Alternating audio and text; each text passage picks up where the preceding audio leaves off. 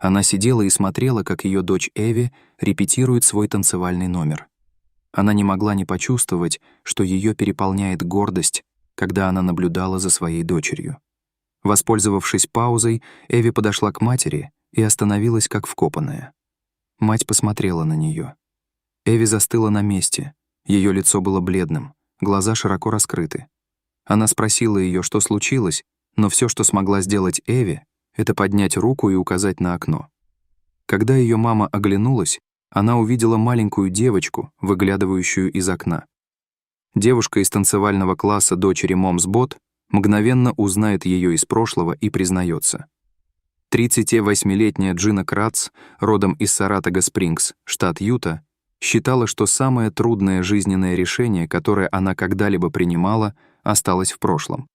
Она была замужем за замечательным человеком по имени Брэндон, и у них было 2 сыновей и дочь.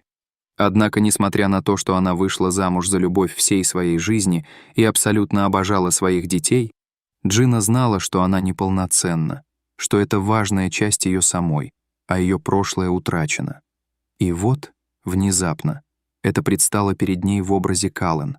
В течение 18 лет Джина убеждала себя, что выбор, который она сделала, был правильным, и она должна была принимать вещи такими, какие они есть. Однако сожаление и вина — это сильные эмоции, которые часто вырываются на поверхность. Она всегда подавляла эти эмоции, но всегда знала, что рано или поздно они всплывут на поверхность. Эти эмоции были слишком сильны, чтобы заставить их замолчать навсегда. Однако она боялась реакции своей собственной семьи, если она расскажет им правду.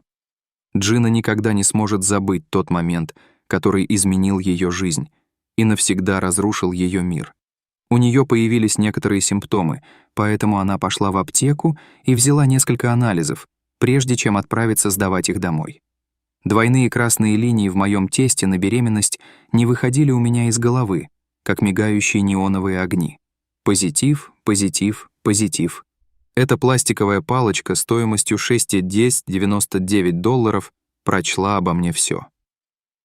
Мое прошлое, мое будущее и то, кем меня будут называть всю оставшуюся жизнь, написала Джина. В то время самой Джине было всего 19 лет. Она знала, что не готова к чему-то подобному, поскольку сама была еще ребенком. Она все время повторяла: «Я в порядке. Я справлюсь, все в порядке. Со мной все будет в порядке». Она наполнила ванну пеной, пытаясь успокоиться и обдумывая все, что привело к этому. Однако единственной мыслью, которая не давала ей покоя, был выбор, с которым она столкнулась, и выбор, который ей предстояло сделать. После долгих раздумий и самоанализа Джина решила выносить ребенка до срока, а затем отдать ее на усыновление. Это было невероятно трудное решение, но это был лучший вариант, не так ли? Джина боролась с этим решением каждый день. Это было действительно тяжело. По словам Джины, вся беременность, предшествовавшая тому единственному моменту, родам, которые должны были принести радость, принести жизнь в этот мир, была смесью горя и счастья. Но осознание того, что последует за этим, принесло много душевной боли. Она провела ночь со мной и моей семьей в доме моих родителей, прежде чем отдать ее на следующий день, вспоминает Джина. Это было немного, но это было больше, чем получают большинство матерей, отдающих своих детей на усыновление. Время, проведенное с ней в больнице, очень помогло.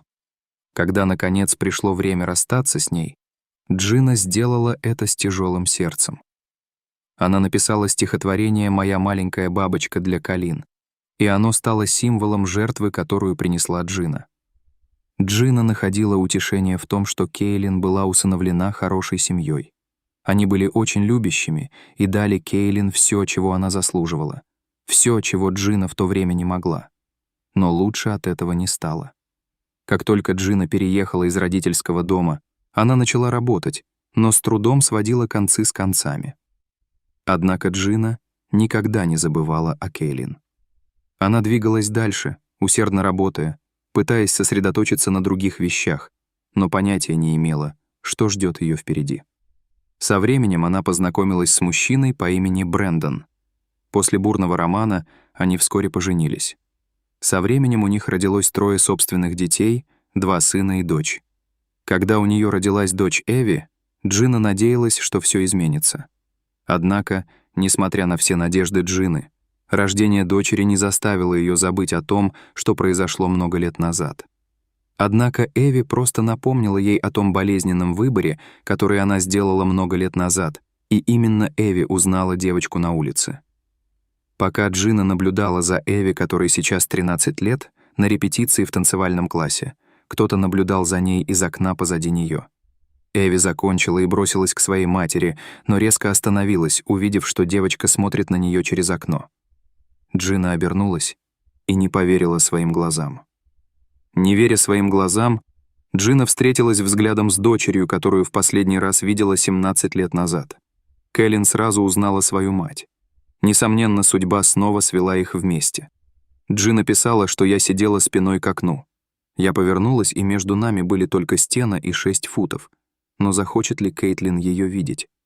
Сначала я была шокирована, затем секунду спустя преисполнилась восторга, а затем заколебалась на случай, если она не захочет меня видеть, написала Джина. Я остановилась в дверях. Я не хотела выходить и видеть, как она уходит, потому что она не была готова. Ее приемный отец предоставил ей выбор. Я не хотела смущать ее и хотела быть уверенной, что это то, чего она хочет. Пока ее сердце билось с бешеной скоростью, Джина ждала. Хотя ожидание убивало ее, она должна была знать. Она глубоко вздохнула и вышла на улицу. Была бы Кейтлин все еще там, я могла бы выбежать туда в мгновение ока, но я опасалась за ее чувства, объяснила она. Когда я открыла дверь, она стояла передо мной. Первое, что я спросила у нее, было: «Ты счастлива?» Она согласилась, и мы обнялись. Мне пришлось отстраниться, потому что я хотел посмотреть на нее. Джина продолжила. Мы не могли не смотреть друг на друга. Чем дольше мы разговаривали, тем больше мы просто смотрели друг на друга и смеялись. Это действительно дико — думать о шансах, и это был такой замечательный момент для меня. Я чувствую себя очень счастливой. Но как Эви узнала свою сводную сестру, если никогда с ней не встречалась? Приемные родители Кейлин были так добры, что присылали Джине новости. Каждый год они присылали фотографию. Джина сказала, что каждый год я буду получать письмо и несколько фотографий. Мне было довольно подробно рассказано о том, как у нее дела, как складывается ее жизнь и многое другое. Я немного узнала о том, какой счастливой она была, о ее увлечениях, и просмотр фотографий помог мне успокоиться. Джина никогда не хотела, чтобы ее дети ничего не знали об их сестре. На самом деле, Эви даже хранила фотографию Каллен в своей комнате. Джина сказала, что это было наше решение — не удивлять наших детей появлением их большой тайной сестры и дать им возможность узнать о ней все. Каллен была частью нашей жизни до того, как мы встретились снова. Ее там не было, но мы всегда чувствовали, что она с нами. После случайной встречи на уроке танцев у Эви, Джина и Кэлен обменялись номерами телефонов. Затем пара сблизилась с помощью текстовых сообщений. Джина почувствовала, что заново узнает свою дочь. Нам очень повезло, что все сложилось именно так. Я прекрасно понимаю, что большинство биологических мам не получают такого опыта, и мне очень повезло, что моя история закончилась именно так, радостно сказала Джина. Отдав ее на удочерение, я не забыла о ней, но это подтолкнуло меня стать лучше. Я хотела быть той, кем она могла бы гордиться, когда-нибудь познакомившись с ней. Я очень потрясена, но просто рада видеть, к чему приведут наши отношения, добавила Джина. Но что думает об этом ее дочь Кейлин?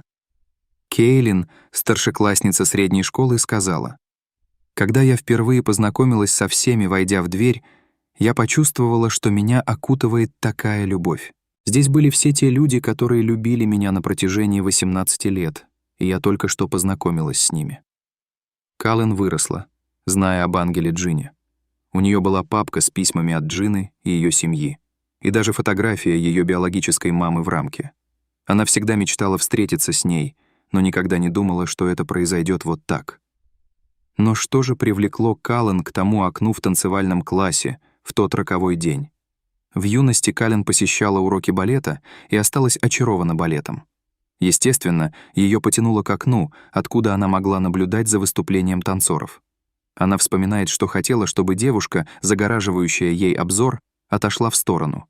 Она и не подозревала, что это была ее биологическая сводная сестра, разговаривающая со своей биологической матерью, с которой она встретится несколько мгновений спустя. Джина написала книгу о своей невероятной истории под названием «Сердце, которое, казалось бы, невозможно наполнить».